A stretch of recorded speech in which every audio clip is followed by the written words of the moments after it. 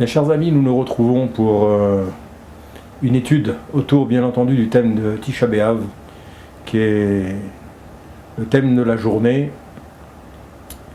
Nos Chachamim nous disent, comme vous le savez, bien entendu, dans la Gemara, que Akol Bidei Shamaim. Akol Bidei Shamaim Chutz Mirat Shamaim. Ce qui veut dire qu'en vérité, que tout ce qui nous arrive, bien entendu, tout ce qui arrive à l'homme depuis le jour de sa naissance, jusqu'au moment où il quitte ce monde, depuis le lever du matin, jusqu'au soir où il doit se coucher, chaque événement qui vont jalonner sa vie ou sa journée, eh bien, sont des choses qui ont été prévues par Akadosh Baruch Hu. Chutz Mirat Shamaim. Une seule chose n'a pas été prévue par Akadosh Baruch Hu, nous disent nos Chachamim. Eh bien, c'est par exemple ce que vous faites maintenant. Vous avez décidé de suivre un cours de Torah sur le thème de Tisha B'Av aujourd'hui, puisque c'est le thème de la journée. Ça, c'est votre choix, un choix qui ne dépend pas d'Akadosh Baruch Hu. Vous auriez pu choisir d'aller dormir, d'aller faire la sieste, d'aller vous reposer, d'aller vous promener, même si ce n'est pas le sujet à Tisha B'Av, bien entendu.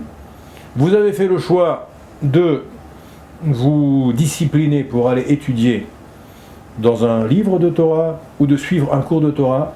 Ça, c'est votre choix, nous dit Akadosh Baruch Hu. Irat Shamaim, si tu décides de monter dans la Kedusha, dans la Tahara, ou de descendre dans la Tum'a, malheureusement, le contraire de la Kedusha, de la Tahara, ça c'est ton choix, nous dit Akadosh Baruch Hu. Par contre, pour tout le reste des événements de ta vie, la Gemara nous dit si tu vas être grand, si tu vas être petit, tu vas être beau, moins beau, tu vas être fort, tu vas être chalage, plus faible, tu vas être riche, moins riche, tu vas avoir telle activité professionnelle, tu vas avoir des enfants, tu vas avoir telle maison, telle voiture.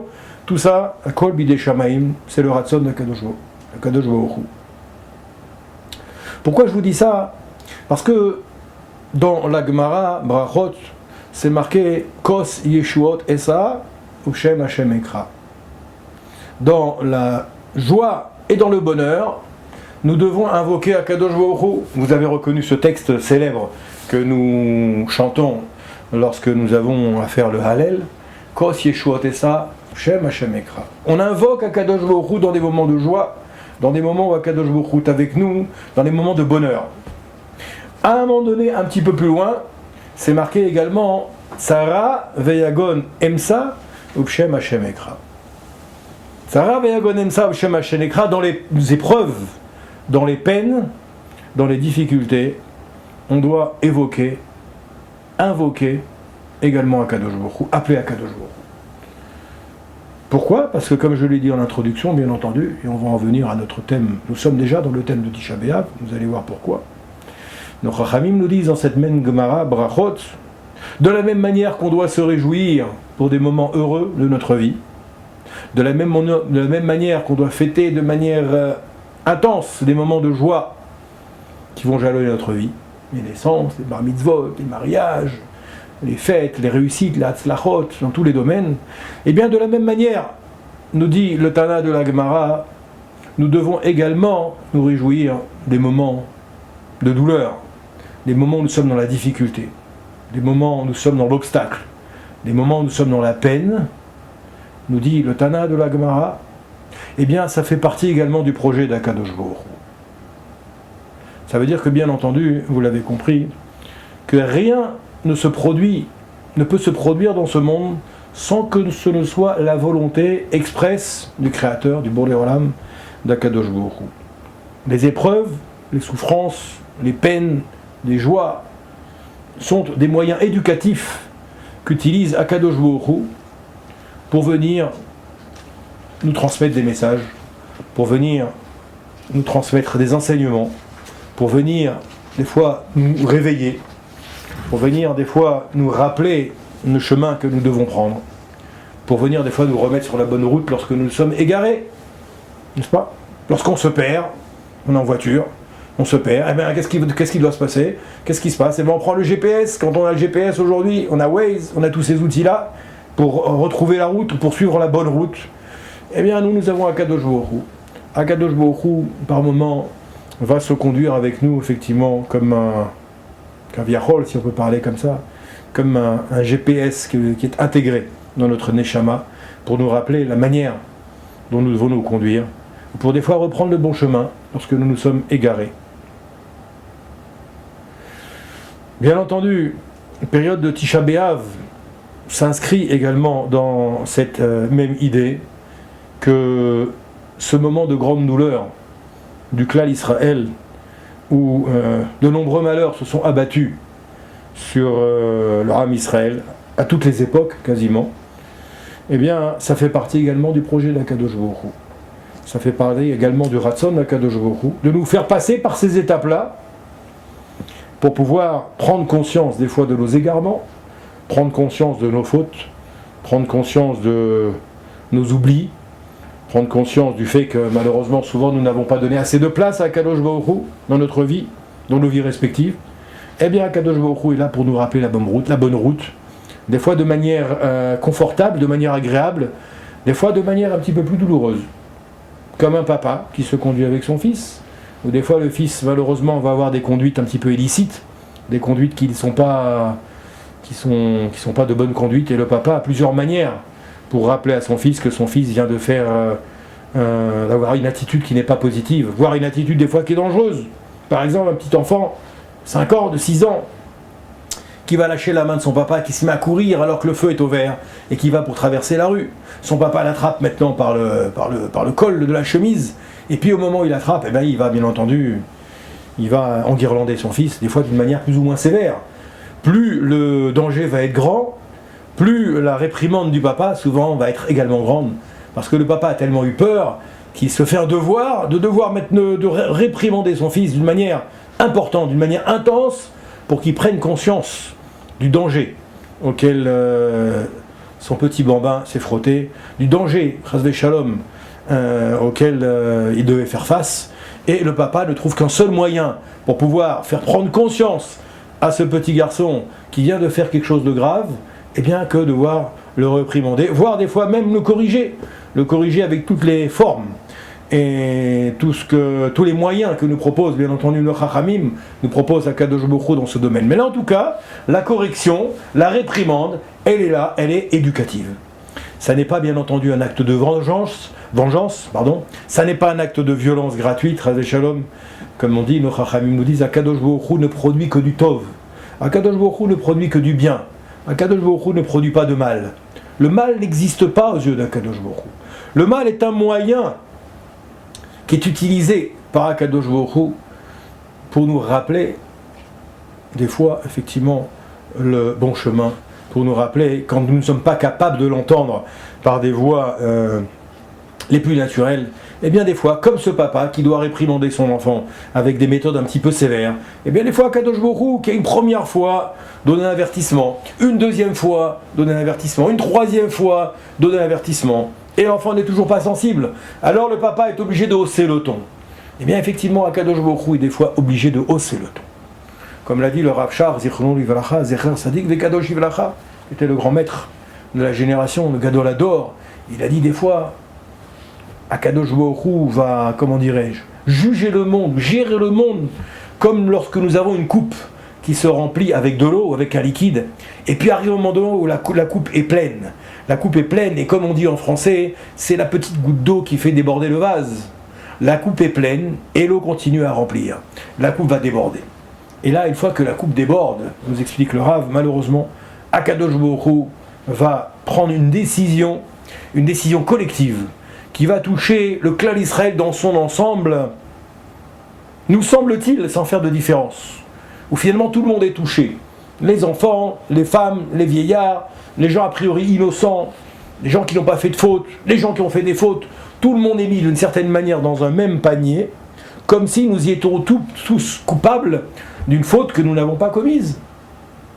Eh bien, le Rav Shach nous dit que des fois la justice d'Akadosh Baruch Hu fonctionne d'une telle manière qu'effectivement nous avons une xéra collective qui va toucher l'ensemble d'une clan Israël, même si au niveau des individus il n'y a pas forcément de responsabilité individuelle de tout à chacun dans la xéra, dans la sentence maintenant qui s'abat sur une communauté, sur une ville, sur un pays ou sur l'ensemble du clan d'Israël, comme ça a été le cas à cette époque de Tisha B'Av. sur laquelle nous allons nous arrêter un petit moment. On a vu d'ailleurs, à de nombreuses époques du clan Israël, à chaque fois qu'il y a eu de grands malheurs au niveau du clan Israël, c'est toujours la question que nous sommes en droit de nous poser et que nous nous posons à de tels moments. Pourquoi finalement, pourquoi Kadosh Baruch Hu envoyait un si grand malheur? On peut parler de la Shoah, on peut parler de l'Inquisition, des Juifs d'Espagne, on peut parler de tas d'événements qui malheureusement pendant des millénaires ont jalonné l'existence du clan Israël, l'existence du peuple juif. Combien de pogroms, combien de shmadod, comme on dit en hébreu, combien d'exterminations, combien de ségrégation, et on se pose toujours la question pourquoi. Bien entendu, ce serait prétentieux de ma part de répondre d'une manière formelle et d'une manière précise, parce que ce sont des rejbonotes qui nous dépassent, des comptes qui nous dépassent, des comptes d'Akadosh Baruch Hu. La justice d'Akadosh Baruch Hu n'est pas notre justice à nous, être fait de chair et de sang. Comme nous dit Akadosh Baruch Hu dans de nombreux textes, ma justice et ta justice ne sont pas les mêmes.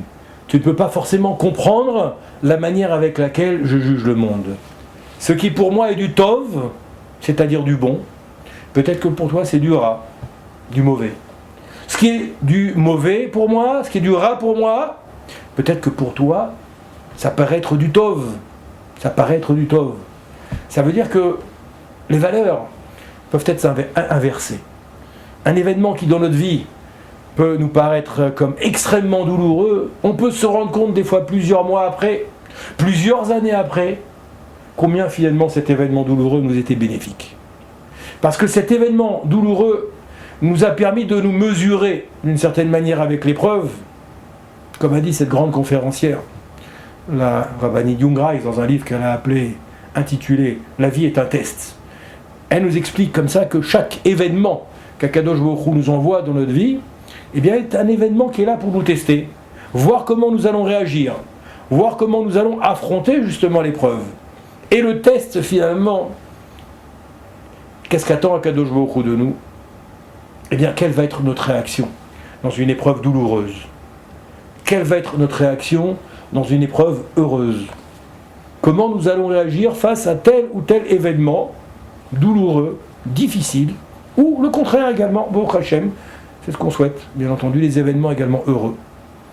Et donc, en vérité, on voit que les événements douloureux, comme je le disais tout à l'heure, finalement, qui nous paraissent douloureux, on voit que souvent, après une période, quelle qu'elle soit, on se rend compte que finalement, eh bien, on remercie Akadosh Baruch Hu de nous avoir envoyé d'une certaine manière cette épreuve. Parce que cette épreuve nous a permis de grandir. Cette épreuve nous a permis de nous dépasser nous-mêmes, et d'arriver peut-être à des madrigotes, à des niveaux spirituels, de progresser spirituellement, chose qui n'aurait pas été vraie si nous n'avions pas eu cette épreuve-là. D'ailleurs, je pense que vous serez d'accord avec moi que souvent les événements les plus douloureux de notre vie, ou les événements pour lesquels nous avons dû faire le plus d'efforts dans notre vie, c'est ceux dont nous tirons de plus grande satisfaction après coup. Après une certaine période, quelle que soit la période. Les épreuves, tout ce que nous avons pu acquérir sans difficulté dans la vie, tout ce que nous avons acquis facilement dans la vie, on peut voir que souvent, nous n'en avons aucun souvenir. Ou quand nous en avons des souvenirs, ce ne sont pas des choses qui nous ont marqués. Pourquoi? Parce que j'ai obtenu cette chose facilement. Je n'ai pas fait d'effort. Toutes les choses pour lesquelles je n'ai pas fait d'effort, eh bien, on voit que ce n'est pas des choses qui nous ont marqué dans notre vie. Ce n'est pas des choses qui nous ont permis d'avancer. Ce n'est pas des choses qui nous ont permis de nous transformer, de progresser au niveau spirituel. Alors que le contraire, on voit que tous les efforts que nous avons pu faire des fois pour arriver à un niveau, pour réussir dans un examen par exemple, pour traverser une épreuve au niveau Chas Shalom, des fois du corps, problème de maladie que nous avons pu avoir, et nous avons lutté pour avoir une refoua shelema, pour un bon rétablissement, eh bien on peut voir Baruch Hashem, lorsque le rétablissement est venu, ou lorsque l'examen a été réussi, ou lorsque l'épreuve a été transformée avec succès, on voit quelle satisfaction on peut tirer, Baruch Hashem. Ce qui n'est pas le cas dans l'inverse. Tisha B'Av, cette période douloureuse du clan Israël, et effectivement, elle s'inscrit dans cette même dimension. Nos Chachamim nous disent comme ça, Am Israël en bo matzav benoni. Pour le clan d'Israël, il n'y a pas de matzav benoni. Ça veut dire que le clan d'Israël est fait pour être dans les niveaux les plus élevés. Nous ne sommes pas faits pour être dans l'à peu près, dans la médiocrité. Le Rav Israël, nous sommes, comme c'est marqué, Ve'atem, Tihuli, Mamlechet Kohanim, Vegoy Kadosh. Akadosh Baruch Hu a fait de nous un peuple de prêtres. Qu'est-ce que ça veut dire un peuple de prêtres? Un peuple de Kohanim. En vérité, nous sommes tous des Kohanim. Un peuple de Kohanim qui ont pour but dans ce monde de venir sanctifier le temps, l'espace et la matière. Mamlechet Kohanim Vegoy Kadosh, nous sommes un peuple qui est à part. Qu'est-ce que ça veut dire que Kadosh, nous disent les commentateurs, Rashi, le premier, nous dit Kadosh, c'est Mouvdal. Mazi Mouvdal, ça veut dire qu'il est séparé. Nous sommes séparés des autres peuples. Si les Goïms se trouvent sur la rive gauche, le clan Israël doit être sur la rive droite. Si le clan Israël se trouve sur la rive droite, les Goïms doivent être sur la rive gauche. Si nous sommes sur les mêmes rives avec les Goïms, c'est là que commencent les problèmes. C'est là que commencent les difficultés pour le clan Israël. Et ici, les Chachamim de nous expliquer Am Israël en bo matzav benoni. On ne peut pas maintenant se mélanger aux autres peuples et devenir comme eux et à la finale se laisser gentiment bercer par les vagues de l'histoire, par les vagues du temps, monter, descendre au gré des vagues. Non, pas du tout. Donc là, l'Israël, nous devons toujours être au plus haut niveau. Nous devons toujours aspirer aux plus grandes prétentions, aspirations spirituelles. Nous sommes venus dans ce monde, effectivement, pour réaliser une grande mission, qui est la mission qui consiste à moraliser le monde. Apporter de la morale, du moussar. C'est tellement important, le moussar. Le moussar, c'est ce qu'appellent aujourd'hui les grands penseurs juifs, l'éthique juive. Eh bien, nous sommes venus pour être justement non pas des bénonymes, mais pour être aux madrigotes les plus élevés, dans les madrigotes à Elionot. Et c'est marqué ici, Ba'ed she'enam, au moment où les Bnei Israël ne font pas le tafkid qui était le leur, eh bien, qu'est-ce qui se passe? Akadosh Baruch Hu va venir nous le rappeler. Ok? Et au moment où, tant que le clan Israël fait le tafkid d'Akadosh Baruch Hu, alors Baruch Hashem, Akadosh Baruch Hu nous réserve les places les plus élevées, les places les plus hautes en matière d'aspiration spirituelle. Ça c'est quand? C'est quand nous faisons le tafkid, c'est-à-dire la mission pour laquelle nous sommes venus dans ce monde. Akadosh Baruch Hu a prévu pour chacune et chacun d'entre nous une mission. C'est d'ailleurs le challenge de la vie, d'arriver à trouver la mission pour laquelle nous sommes venus dans ce monde. En tout cas, même quand nous ne connaissons pas forcément la mission pour laquelle nous sommes venus dans ce monde, ce dont nous pouvons être sûrs, c'est que nous avons une mission collective, que j'ai expliquée en introduction, qui est justement Ve'atem Tihuli, Mamlechet Kohanim Vegoy Kadosh, c'est-à-dire des aspirations spirituelles très élevées. Kohanim, ça veut dire que c'est un peuple qui était réservé pour s'occuper d'Akadosh Baruch Hu, pour montrer à travers le monde qui est Akadosh Baruch Hu, l'importance d'Akadosh Baruch Hu, le kavod d'Akadosh Baruch Hu que nous devons lui réserver sur terre. Alors c'est vrai que cette journée de Tisha B'Av, on va essayer maintenant de comprendre pourquoi nous en sommes arrivés comme ça, à tant de souffrances, à tant de douleurs, à tant de difficultés, à tant de tsarot. Ici, un petit peu d'histoire. Je ne sais pas si à travers la journée, peut-être à travers les autres rabbanim, qui également font des shiurim pendant toute cette journée de Tisha B'Av, certains l'auront abordé un petit peu sur l'aspect historique. Il m'a paru bon de faire quelques petits rappels avant de revenir sur le moussar que nous venons de faire en introduction. Donc Chachamim nous disent que le mois de Av, c'est le 5e mois de l'année, à compter du mois de Nissan. Le mois de Nissan, c'est le premier mois de l'année pour le compte des mois du calendrier hébraïque, comme vous le savez certainement. Donc Chachamim nous disent que nous trouvons une allusion dans la Torah, dans le chapitre des Nombres, au 33e chapitre. Je vais vous lire exactement comment ça se présente ici dans la Parashat Mas'eh.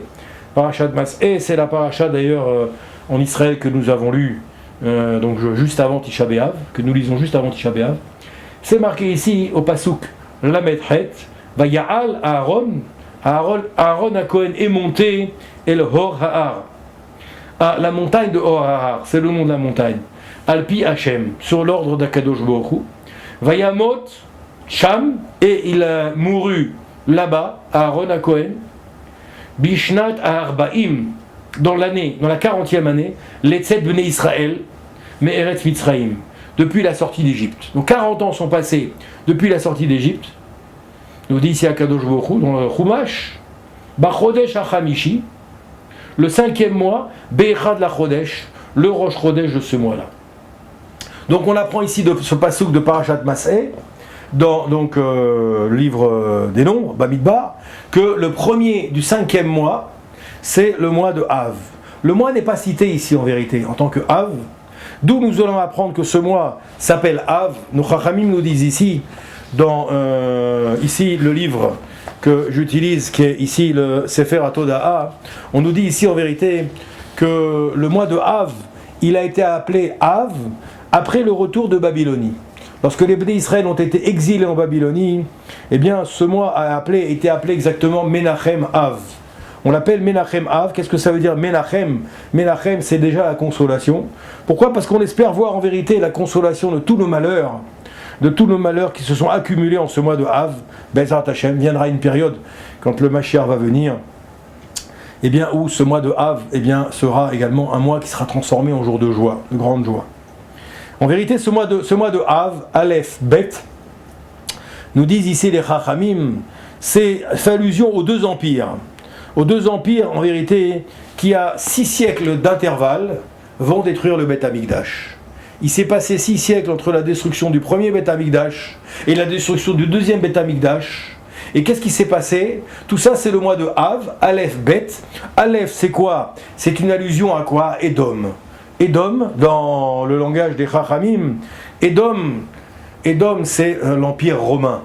Édom, c'est la chrétienté, le christianisme, Édom.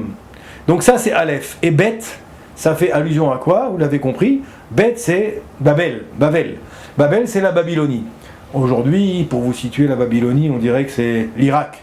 L'Irak, aujourd'hui, c'est la Babylonie de l'époque, n'est-ce pas? On a de très grands tzadikim qui viennent de Babylonie. Donc ces deux ennemis sont mentionnés, en vérité, déjà dans les Tehillim, dans le psaume 137, pour ceux qui aiment lire les Tehillim, au verset 8, excusez-moi, c'est marqué donc dans le psaume 137, c'est marqué Bat Bavel Hachedouda, la fille de Bavel. C'est une allusion à l'époque où les Bnei Israël avaient été malheureusement envoyés en Babylonie. Eh bien, Bat Babel Hachedouda, la fille de Babel, Hachedouda, ici on traduit par qui sera dépouillée. Elle a été dépouillée, dénudée. Ashre Sheishalem Lach, heureux celui qui paiera pour toi, et Gemuler, l'action, Shegamalta Lanu, que tu nous as faite. Ici, on nous rappelle ici que la fille de Babel, elle est vouée à la ruine. De qui parle-t-on? On parle du clan d'Israël, qui a été exilé en Babylonie, mais ça ne suffit pas. Ici, David Ameler, Alav Shalom, nous rappelle, à travers le Pérec des Tehillim, que malheureusement, souviens-toi, pour la perte de Édom, du jour fatal de Yerushalayim. On verra ça un petit peu plus loin également, malheureusement, de tous ces malheurs, qui commencent déjà depuis, qui ont été annoncés déjà, on voit déjà dans la Torah, dans le Chumash, dans Parashat Mas'eh. Ici, on nous dit également que le mois de Av, pour rester un petit peu sur ce mois de Av, le signe du zodiaque du mois de Av, vous savez que les signes zodiacaux ne sont pas des choses qui viennent de chez les Goïms, c'est quelque chose d'extrêmement profond, qui vient de la Torah. Et il y a des Gemarot qui parlent, du Talmud, qui parlent de chaque signe du zodiaque, de l'importance des astres, de l'importance des mazalot, comme on les appelle, mazal. Eh bien, on nous parle abondamment de l'importance de tous ces signes du zodiaque dans la Torah, dans le Torah chez Béalpé, la Torah orale. Et ici, on nous parle du lion. Le lion particulièrement, c'est le signe qui est associé au mois de Av. Nous verrons tout à l'heure pourquoi. Il n'y a pas de hasard, bien entendu, comme c'est marqué, En Mazal d'Israël. Il n'y a pas de hasard. On nous dit ici dans la Mishnah de Rosh Hashanah, au premier chapitre, que le mois de Av, en vérité, comme le mois de Nissan, comme le mois de Sivan, comme le mois de Tishré, eh bien, ce mois également, il est appelé Moed. Il est appelé une période de fête, d'une certaine manière. C'est marqué Kara Alay Moed.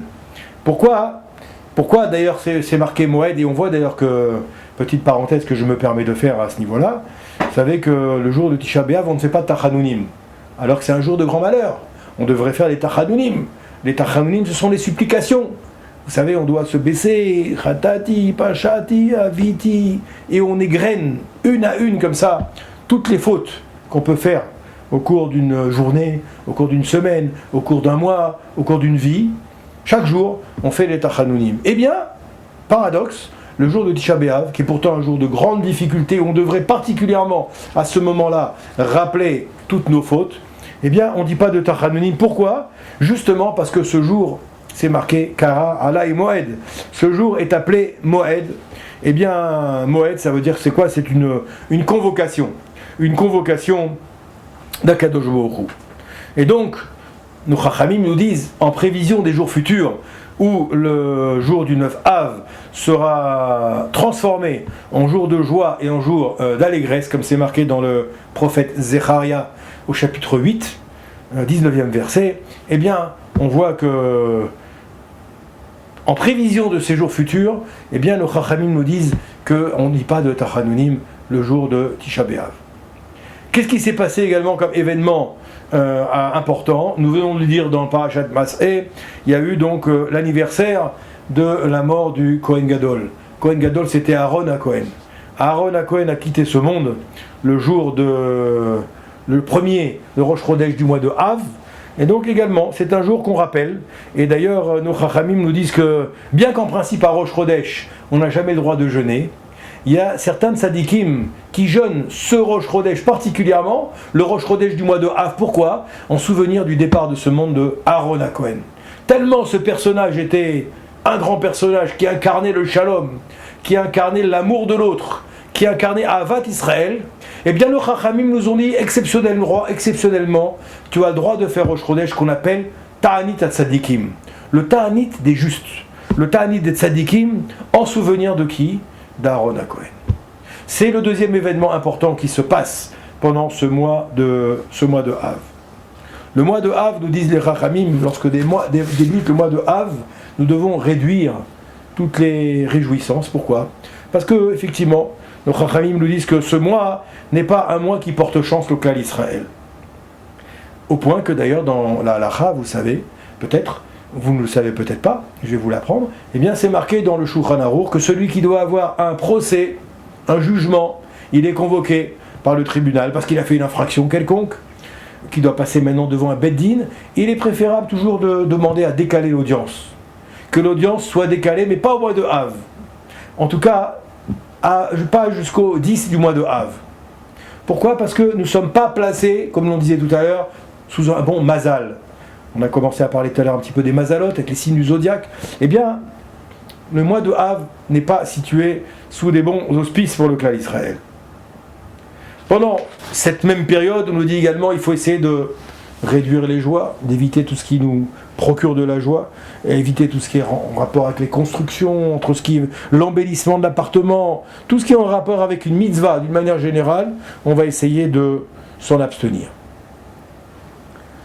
On nous dit bien entendu également qu'à partir de Rosh Chodesh Av, vous le savez, on ne consomme plus de viande, on ne boit pas de vin.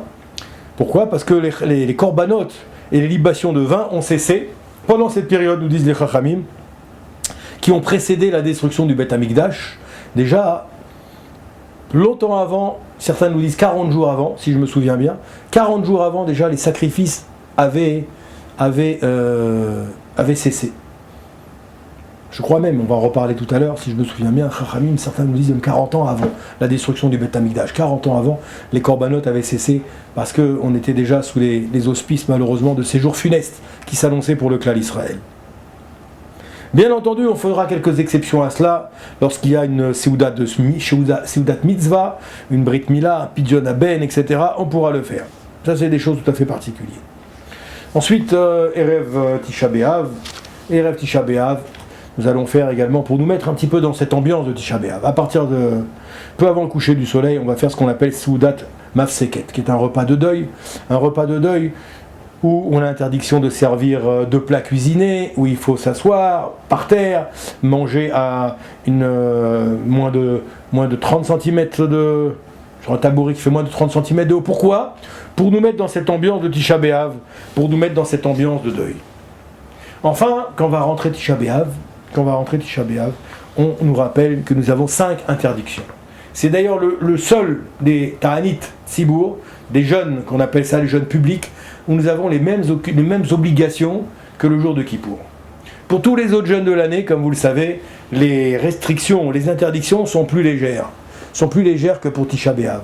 Tisha B'Av, nous allons devoir respecter 5 interdictions que nous retrouverons une fois dans l'année, uniquement le jour de Kippour. Quelles sont ces 5 interdictions ? Bien entendu, la première, interdiction de nourriture, interdiction de boisson, ça c'est la même interdiction, interdiction de se laver, interdiction de se frotter avec des onguents, c'est-à-dire des pommades, etc., des parfums, toutes ces choses-là, interdiction de porter des chaussures en cuir, et interdiction également de pratiquer l'intimité conjugale. Tout ça, ça fait partie des 5 interdictions qui vont s'appliquer dès le coucher du soleil, la veille du Ta'anit, la veille du jeûne. Sachant que pour tous les autres jeûnes, en général, comme vous le savez, ils commencent au lever du jour. Là, comme nous sommes dans un niveau de tsara, de xéra beaucoup plus importante, beaucoup plus forte, eh bien, nous allons, à Kadosh Baruch Hu, les Chachamim nous demandent de respecter des lois qui sont beaucoup plus strictes en matière d'interdiction. Même les femmes enceintes, eh bien, doivent s'efforcer en général de faire le jeûne. Même les femmes qui ont accouché récemment, etc., elles doivent s'efforcer de faire ce ta'anit, tant qu'elles sont capables de le supporter. Après, chacun va voir son rav, va voir l'autorité rabbinique qu'il a l'habitude de consulter pour voir également qu'est-ce qu'on peut faire ou ne pas faire. L'étude de la Torah va être interdite à Tisha B'Av. Pourquoi ? Parce que c'est marqué que l'étude de la Torah, ça réjouit le cœur.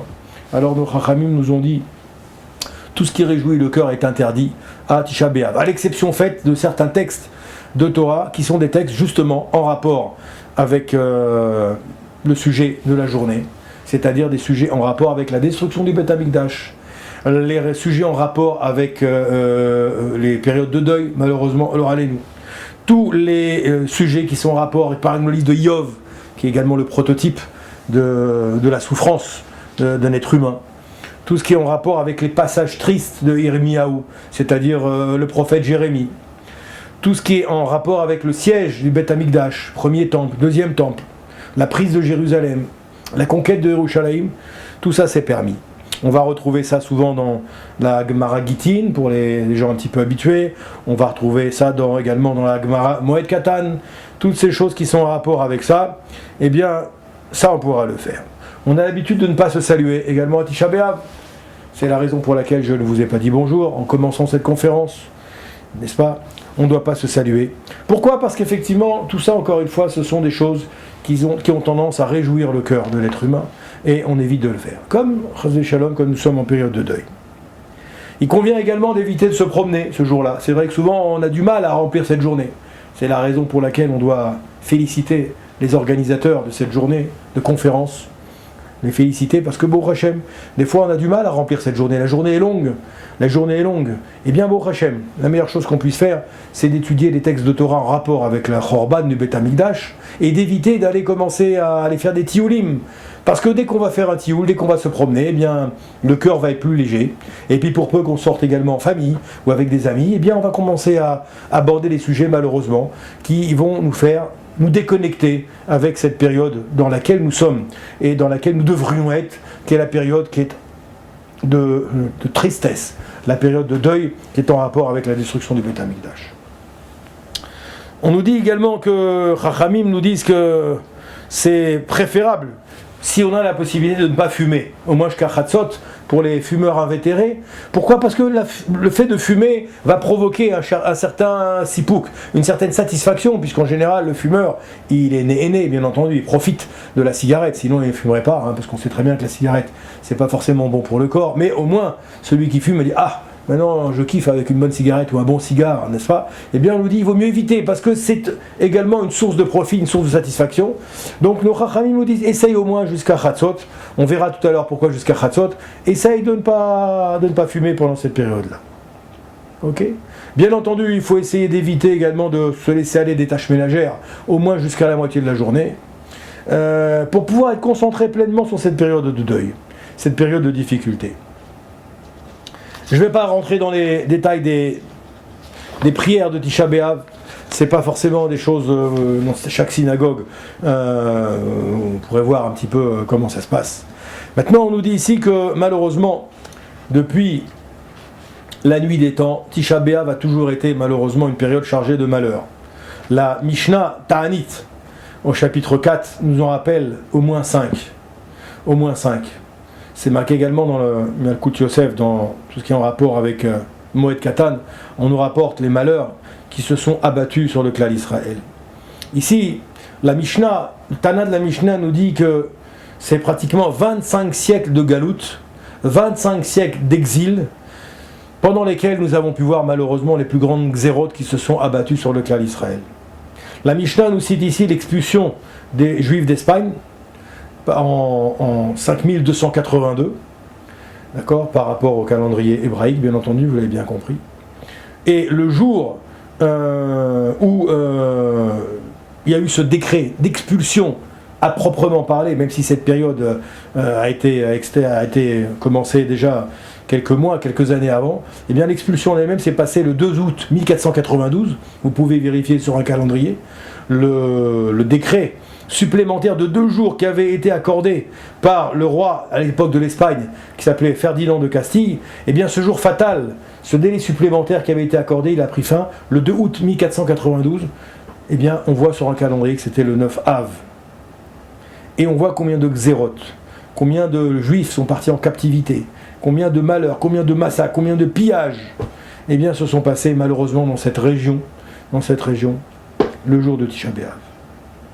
Également, vous le savez, bien entendu, dans la Torah, dans le Chumash, on voit que les Meraglim, après 40 jours d'expédition, sont revenus également, quand ils sont revenus effectivement de cette expédition, eh bien, les Chachamim nous disent qu'ils sont revenus également, c'était le jour de Tisha B'Av, d'accord, selon la tradition, et malheureusement, ils sont revenus en faisant une description de ce qu'ils avaient vu d'Eretz Israël.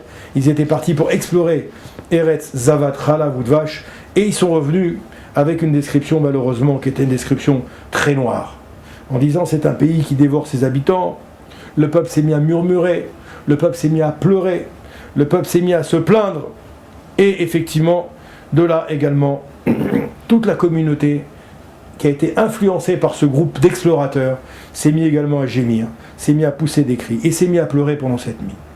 Et comme vous le savez, bien entendu, Akadosh Baruch Hu lui-même, eh bien, quand ça s'est passé, il a dit maintenant, nous dit la Gemara, ça s'est passé, les pleurs se sont passés la nuit du 9 Av,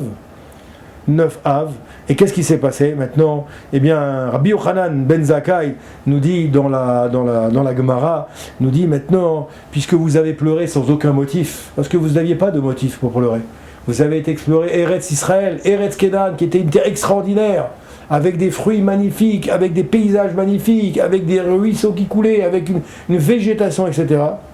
Vous avez pleuré de manière inutile, et bien à partir de là, ce sera pour vous une nuit de deuil pour vos générations, pour vous et vos générations à venir. Nos Chachamim se posent la question, est-ce que c'est possible qu'après tant de miracles, qu'après tant de Nissim Veniflaot, que les Bnei Israël aient lâché pied, aient été désespérés à ce point-là, au point maintenant de montrer du dédain pour un pays qu'Akadosh Baruch Hu avait prédestiné au clan d'Israël? C'est une question importante. Comment des gens qui étaient arrivés à ce niveau-là de Chokhma, on nous dit que cette génération qui s'appelait le Dordéa, la génération de la connaissance, elle a pu comme ça en arriver à avoir cette attitude aussi négative. Comment peut-on comprendre leur découragement? Lorsque vinrent rendre compte de leur mission à Moïse, les Meraglim, nous dit ici la Mishnah, comment comprendre des paroles aussi pessimistes? Alors que pendant pratiquement 2 siècles, les Cananéens, donc, qui vivaient donc, sur la terre d'Eretz Israël à cette époque-là, avaient été sous domination de Paro. Le même Paro qui a été combattu par les Bnei Israël, qui a été vaincu par les Bnei Israël, qui a péri, toute son armée qui a péri dans la traversée de la mer de Yam Souf, n'est-ce pas? Eh bien, comment maintenant ces mêmes explorateurs, ces mêmes Bnei Israël ont pu se plaindre? Et que toute une communauté comme ça s'est levée contre Moshe Rabbeinu et contre Kalev, son fidèle serviteur, pour venir effectivement se plaindre encore contre Akadosh Baruch Hu.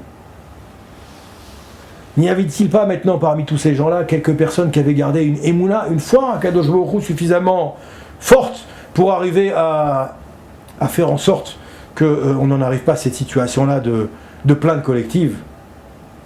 Comment peut-on comprendre une telle unanimité dans cette plainte, Chazvé Shalom, contre Akadosh Baruch Hu, contre Moshe Rabbeinu et contre Kalev Ben Yefoune? Au point que c'est marqué d'ailleurs dans le Sefer Dvarim, que finalement on nous dit que Akadosh Baruch Hu nous en voulait tellement, Chazvé Shalom, que c'est la raison pour laquelle il nous a fait sortir d'Égypte. Pour arriver finalement aujourd'hui, être livré aujourd'hui au pouvoir de l'Amoréen, au pouvoir de géants qui habitent dans ce pays-là, etc., qui vont nous anéantir. D'une certaine manière, on a pu, comme ça, comprendre que peut-être que les Bnei Israël, en rejetant finalement la terre promise qu'Akadosh Baruch Hu leur avait préparée, eh bien, d'une certaine manière, on peut voir que finalement c'est un refus catégorique de rentrer en Eretz Israël, que les Bnei Israël exprimaient finalement en se plaignant de cette manière-là. Comme si maintenant, avoir été témoin de cette révélation d'Akadosh Baruch Hu, les Bnei Israël ont été en contact avec Akadosh Baruch Hu pendant 40 ans, ils ont reçu la manne, ils ont reçu de l'eau, les vêtements étaient fournis gratuitement, blanchis, nourris, logis, sans aucun problème. Ils étaient sous la providence divine pendant 40 ans. Et bien d'une certaine manière, on se pose la question, comme quoi il n'était peut-être pas à la madriga de pouvoir continuer à bénéficier de cette proximité par rapport à Akadosh Baruch Hu, de cette proximité de savoir apprécier ce qu'Akadosh Baruch Hu leur avait donné. Comme si maintenant on nous dit ici, le Midrash nous dit ici, on compare ça à un pauvre villageois. Un villageois un jour qui a eu la possibilité de rentrer dans la cour du roi. Et ce pauvre villageois, on le fait rentrer dans la cour du roi, vous imaginez, il est émerveillé par tout ce qu'il voit, le faste royal, on lui fait goûter toutes les jouissances de la cour du roi, les bons plats, etc. Le paysan, il trouve ça magnifique, il trouve ça très beau. Mais son plaisir n'est pas entier. Pourquoi? Parce qu'ici, le Midrash nous dit quoi? Il craint de faire un geste maladroit, d'abîmer quelque chose, de casser quelque chose, de faire tomber un vase qui coûte une fortune, de casser une assiette qui coûte une fortune, de boire dans un verre un cristal qui risque de faire tomber. Et il a peur. Il a peur d'être mal jugé par le roi, parce qu'il ne connaît pas les us et coutumes de la cour royale dans laquelle il est, n'est-ce pas? Et lorsqu'on propose de venir habiter dans ce palais maintenant, on nous dit, mon cher villageois, maintenant, tu vas pouvoir prendre tes bagages, quitter ton petit village natal et venir habiter dans le palais. Qu'est-ce qu'il dit maintenant? Il refuse. Il dit, non, c'est pas ma place. Ma place n'est pas dans le palais royal. Ma place n'est pas dans ce palais somptueux. Je ne pourrai pas remplir toutes les obligations auxquelles je dois faire face. De grâce, votre majesté, laissez-moi sortir, laissez-moi partir. Eh bien, Kaviachol, on pourrait dire un petit peu comme ça. Les Bnei Israël, pendant plus de 2 siècles, ils ont vécu dans ce pays étranger de Mitzraïm. Pendant plus de 80 ans, ils ont été assujettis à des travaux forcés, d'esclavage difficiles, douloureux. Vous connaissez l'histoire. Ils ont commencé à recevoir les premières mitzvot de Rosh Chodesh. Ils ont commencé, Baruch Hashem, Akadosh Baruch Hu s'est révélé à eux. Les premiers Nissim Veniflaot, Yetziat Mitzraïm, le Makat Bechorot, les plaies, etc., etc., etc. Nos Chachamim nous disent qu'ils ont vu ce que jamais le plus grand des prophètes ne verra jusqu'à la fin des temps, tellement ils ont vu des grandes choses, que le plus grand des Talmid Chacham ne pourra pas voir ce que la plus simple des servantes qui a vécu à cette époque a pu voir. Eux l'ont vu, d'accord? Et d'ailleurs ils ont même chanté dans Kiryat Yam-Souf, Az Yashir Moshe au Bnei Israël. Et ils venaient d'entrer dans la cour royale. Ils sont rentrés comme ce paysan qui est rentré dans la cour royale, qui bénéficie maintenant de tout le faste de la cour royale. Ils peuvent maintenant, le roi leur donne accès au trésor inestimable, inépuisable. Ils mangent à la table du roi. Ils vont se désaltérer de l'eau de la table du roi. Akadosh Baruch Hu a fait jaillir de l'eau du rocher. Akadosh Baruch Hu a fait tomber la manne. Petit à petit, ils ont appris tous les usages, les us et coutumes du faste royal. Mais malheureusement, ils n'arrivent toujours pas à s'y conformer. Pourquoi ? Parce que le roi est exigeant à leur égard. Le roi est exigeant à leur égard. Et malheureusement, ils se disent que peut-être nous n'avons pas le niveau de rester dans l'intimité du royaume, de rester dans la proximité du roi.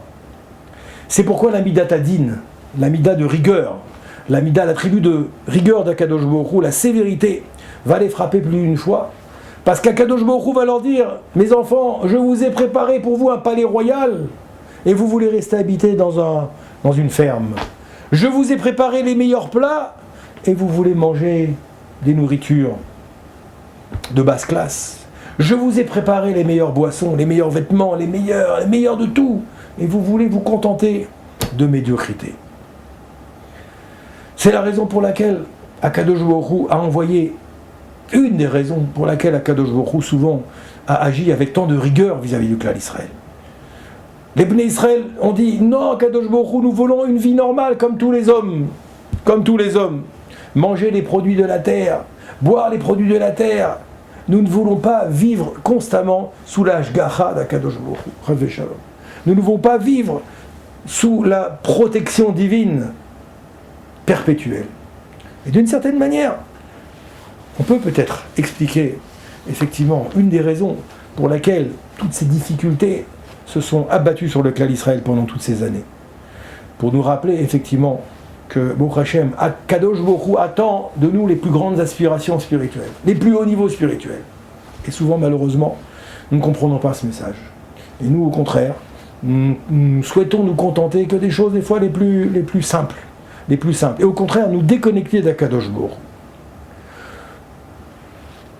On peut dire également, pour conclure, peut-être sur ce shiur, sur Tisha B'Av, que malheureusement, comme nous dit le Rav Pinkus ici, que nous sommes des fois tellement loin de l'événement que nous avons du mal à ressentir l'événement. L'événement est loin de nous. Plus de 2000 ans sont passés. Plus de 2000 ans sont passés. Et malheureusement, eh bien, nous avons du mal à ressentir l'événement.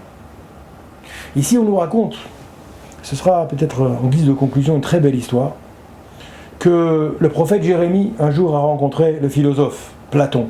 Tout le monde comptait le grand philosophe Platon. Et en vérité, qu'est-ce qui s'est passé ? Un jour, ici, il nous dit le Rav, Shebesha'a Shera Yirmia Hanavi et Chorban Bet Hamikdash, lorsque le prophète Jérémie a vu maintenant assister, c'était le contemporain de la chute, de la destruction du Bet Hamikdash, il a vu les ruines du Bet Hamikdash, Hunafal ala etzim ve'avanim ubacha. Il est tombé littéralement sur les pierres et sur les arbres du Bet Hamikdash qui était en ruine, ou Bacha, et il s'est mis à pleurer. Le philosophe Platon est venu, nous dit la Gemara, et il a rencontré Jérémie, et il lui a dit, Pagash Oto Apalton, et il lui a dit maintenant, Ata Chacham Sheba Yehudim, toi tu fais partie des plus grands sages du clan d'Israël, tu es un grand maître, tu es un prophète, Ata Bocher Etzim Ve'avanim, pourquoi pleures-tu sur des arbres déracinés et sur des pierres qui sont en ruine? Et il lui a dit maintenant, Malecha Livkot ala Avar, à quoi ça sert de parler de pleurer sur le passé? Pourquoi pleures-tu sur le passé? Mashaya, ce qui était passé est passé, c'est terminé. Adam Chacham lo boré ala Avar et la bonnet ta'atid. Platon lui a dit quelque chose de très juste. Un homme sage ne doit pas s'apitoyer sur son passé, ne doit pas s'apitoyer sur son sort. Il doit s'apitoyer que sur quoi? Que sur le futur. Il doit regarder le futur, mais ne pas regarder derrière. Souvent on nous dit comme ça, ne regarde pas derrière, regarde toujours devant. En vérité, ce n'est pas quelque chose de juif. Le juif, il doit à la fois travailler avec le passé, vivre le présent, pour pouvoir comme ça construire un futur, pouvoir construire son futur. Ici, qu'est-ce qui s'est passé? Comme tu lui as dit, Adam Chacham, lo boché ala avar et la bonnet atid. Un homme qui est sage, il ne doit pas pleurer sur le passé, il doit construire le futur. Qu'est-ce qu'il lui a dit, Jérémie? Écoutez bien, mes chers amis, quelque chose d'extraordinaire. Il lui a dit, Ata aré, philosophe gadol, toi tu es un grand philosophe. Nos sages nous disent qu'effectivement, Platon était reconnu pour être un des grands personnages chez les Goïm, un grand philosophe, qui discutait d'ailleurs avec des grands Talmidei Chachamim, on le voit, là il discute avec le prophète Jérémie. Il lui a dit, toi tu fais partie des plus grands philosophes. Parmi les Goïm, Vada yesh lecha sheelot befilosophia. N'est-ce pas qu'il y a beaucoup de questions en philosophie? Les philosophes posent beaucoup de questions. Pas beaucoup de réponses des fois, mais en tout cas il y a beaucoup de questions. Amarlo à Platon, il lui a dit, oui, Platon, il lui a répondu, effectivement, j'ai beaucoup de questions. Aval eleni choshev sheyesh mi sheyodea le'anot alehem. Par contre, je ne connais pas beaucoup de personnes qui pourront répondre à mes questions. Platon savait que c'était quelqu'un d'intellectuellement très élevé et peut-être un peu prétentieux. Il disait, moi j'ai tellement de questions compliquées qu'il y a très peu de personnes qui puissent y répondre. Qu'est-ce qu'il lui a dit le prophète Jérémie? Il lui a dit, Sha'al otan, va'ani eshiv lecha alehem. Pose-moi des questions et je vais te répondre. Platon lui a posé une première question, Irmia a répondu. Platon a posé une deuxième question encore plus compliquée, Irmia lui a répondu. Platon a posé une troisième question encore plus compliquée, Irmia répondait du tac au tac. Platon a cherché, maintenant il a pris une question bombe atomique que jusqu'à présent personne ne lui avait répondu. Irmia, ça lui a pris quelques minutes, tac, il lui a répondu du tac au tac. Ad Shetema, philosophe, jusqu'à ce qu'il s'est étonné, et il lui a dit, c'est pas possible, je ne suis pas en présence d'un homme, je suis en présence d'un malach, d'un ange. Amalo Irmia, écoutez bien la réponse. Dalecha, shekol chokhmati, toute ma sagesse, i meotam etzim va'avanim. D'où elle vient? Elle vient de ces arbres qui sont en ruine et de ces pierres qui sont en train encore de fumer de la destruction du Beth Amikdash. Uma she'elat madua ani bochel avar. Et maintenant tu m'as dit pourquoi je pleure sur le passé. Loen elecha, je t'ai pas répondu. Je t'ai pas répondu pourquoi? Ki davar ze amok meod velo tatzliach leavinu. Et malheureusement, c'est quelque chose que tu ne peux pas comprendre. Raki udi yachol leavin et omek inyan abchia la'avar. Il n'y a qu'un juif qui peut comprendre pourquoi j'en arrive à pleurer sur mon passé. Alors c'est vrai que, Baruch Hashem, on voit que, effectivement, le passé est très important, même si on ne peut pas tout expliquer. Parce que quand on a des xérotes comme ça, destruction du Beth Amikdash, expulsion des Juifs d'Espagne, la Shoah et d'autres xérotes, cachot véraot, qui ont malheureusement jalonné la vie de toute notre histoire du clan Israël, on ne peut pas avoir la prétention d'apporter des réponses cartésiennes. Mais ce qu'on peut dire, en tout cas, comme on a essayé d'expliquer ici dans le temps qui nous a été attribué, c'est que cela vient s'inscrire dans le projet du clan Israël. Que cela n'a pas été en vain, et que toutes ces personnes qui nous ont quittés Al-Kiddush Hashem, Al-Kiddush Hashem, eh bien, ça avait un but qui était précis, un but qui était calculé par Akadosh Baruch Hu. On nous dit juste, si vous pouvez me permettre une petite minute ici, le Rav continue, nous dit Shafach hamato ala etzim ba'avanim, qu'Akadosh Baruch Hu, il était arrivé à une telle difficulté avec le clan Israël qui malheureusement ne s'en était pas remis à sa Hashgacha, qui n'avait même pas eu le mérite et la clairvoyance de reconnaître tous les bienfaits qu'Akadosh Baruch Hu avait prodigués pendant tant d'années, 40 ans dans le désert, et j'en passe, et des meilleurs pendant 2000 ans d'histoire, tous les bienfaits qu'Akadosh Baruch Hu nous fait, que des fois nous ne sommes pas capables de reconnaître, Akadosh Baruch Hu a pris une décision, il a détruit le Beth Amikdash. Pourquoi? Il a dit, parce que maintenant, je préfère détruire le Beth Amikdash plutôt que détruire le clan Israël. Je préfère détruire le Kéli, qui permettait de faire en sorte que ma shrina, que ma présence puisse être sur terre, plutôt que détruire mon peuple, que détruire mes enfants. C'est la raison pour laquelle, d'ailleurs, tout au cours de cette journée, pendant les prières que nous allons faire, nous lisons un Tehillim. Et quel est ce Tehillim? Mizmor le Asaf. Mizmor le Asaf, Elokim ba'u go'im benachalatecha. Ici, le Rav se pose la question, pourquoi on dit Mizmor alors que nous sommes dans un jour de deuil collectif, dans un jour de deuil profond, dans un jour de peine profonde? Pourquoi on dit Mizmor?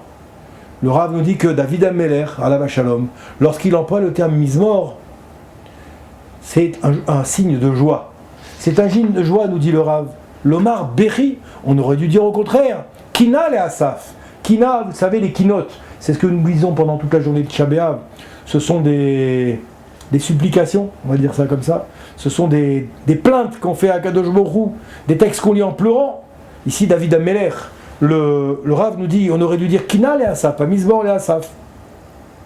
Est-ce que maintenant le moment du Bet Hamikdash est un moment pour réjouir et aller chanter Mizmor le Asaf? Non, il y a un problème technique. Omer Amidrash, Kach Amrou le Asaf, Akadosh Baruch Hu Echeriv Echal Umikdash. Akadosh Baruch Hu, il a détruit le temple, le sanctuaire.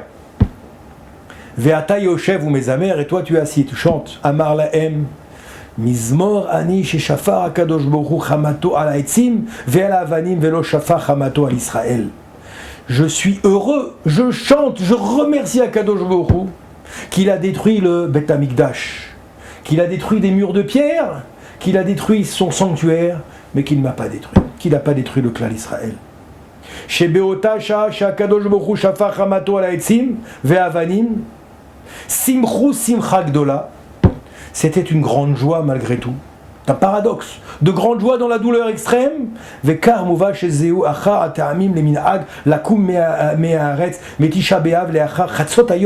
C'est d'ailleurs la raison, mes chers amis, petit chidouche peut-être que je me permets de vous enseigner au nom du Rav Pinkus, c'est la raison pour laquelle à la moitié de la journée on se lève.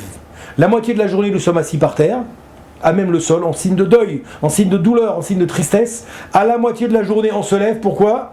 Chez Az Nisrav Bet Hamikdash. Alors au moment où brûle le Bet Hamikdash, pourquoi? En signe de, si je puis dire comme ça, une certaine joie. Une joie malgré tout qu'Akadosh Baruch Hu ne nous a pas détruit, qu'il a détruit le clan Israël. Bezrat Hashem, c'est ce que je peux nous souhaiter, que nous puissions, pendant toute cette journée de Tisha B'Av, pleurer. Essayer de pleurer avec toutes nos tripes, avec toutes nos larmes. Pleurer sur l'exil de la Shrina. Pas pleurer sur nos petits bobos quotidiens. Nos petits bobos quotidiens, Akadosh Baruch Hu, il y pourvoit.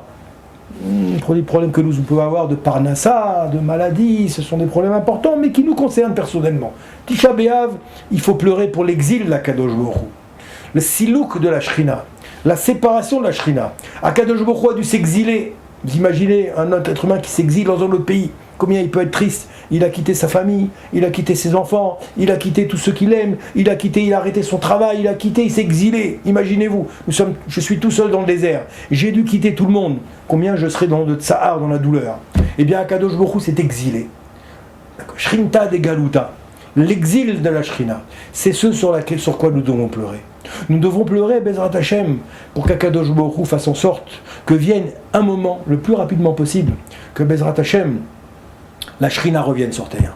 Qu'Akadosh Baruch Hu revienne dans son exil, qu'il puisse reconstruire le Bet Hamikdash, qu'il puisse nous envoyer le Mashiach Tzidkenu, qui est né d'ailleurs le jour du Tisha B'Av. C'est la raison pour laquelle nous devons également avoir un espoir qui est très grand. Parce que de ce jour de grande douleur, eh bien viendra un jour de grand bonheur. C'est ce que je peux nous souhaiter, que vienne le plus rapidement possible le moment où ce jour sera transformé en jour de joie et un jour d'allégresse pour toutes vos familles. Amen, Kenny Ratson.